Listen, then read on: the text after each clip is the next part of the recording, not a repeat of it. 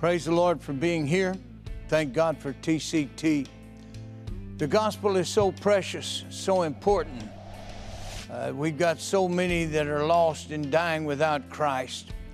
But I do thank God for those that, as Christ goes forth, that He calls forth to be His future bride. Paul in Ephesians 5:27, he said that he might present himself a glorious church, one without spot or wrinkle, holy, without blemish. When you start thinking about being in the bride of Christ, you think about that Christ who He's looking for, a bride without spot, which means no defilement. Then you start going down to the place without blemish. You start thinking about as God would call us to be a living sacrifice for Him. You think about the reflection of Christ and how He lived and how He presented His body, that sacrifice for me. And when He would call us to be this future bride, which He is coming for, He would call, as He talked to His apostles before He left, do not yield to temptation. The same thing is happening today. There is a bride of Christ. She is getting prepared for His coming. When He said, yield not to temptation. In other words, you think about a bride. You think about a bridegroom that's saying, I'm getting ready to go on a trip. Be faithful to me while I'm gone. Don't let nothing interfere between me and you. Keep your affections for me on your mind all the time, day and night. I think about those men during World War II the same way.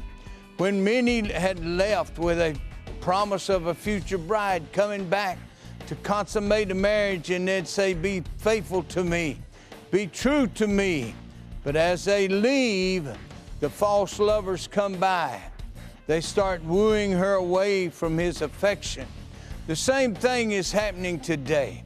We have many that Christ is called to be in the bride of Christ, the future where it said she has made herself ready. Thank God for those of the gospel who are preaching the truth this hour, the inward truth that God desires. There's many that have head knowledge, but God has a desire for them to have that inward knowledge deep within their soul, knowing that I will be true to God, no matter how much wind and doctrines are flowing, no matter how many false prophets are going by. We have a great cry from many false prophets this hour to try to woo the church of the living God away, to make her join up with those of false cultures, and even one who is claiming to become the one world religion. Jesus Christ is the only way. He is the only truth, and He's the only life. You think how glorious it's going to be when we hear, behold, the bridegroom cometh. What a night it's going to be. It'll seem like it's going to be in the darkest hours of any country or any nation. But He's going to come. He keeps warning us, saying, behold, I come quickly. He's telling His bride, I'm going to come as a thief in the night. Be prepared, keep my word, stand on my promises, because I'm going to make a way for you when there doesn't even seem to be a way. I'm going to make a way of escape when the whole world is going to be in temptation. Be prepared to meet the Lord your God. It is great to hear the message of the gospel. It is great that He comes by and calls us out of this world. And He says, be ye separate, saith the Lord, and I'll receive you unto myself.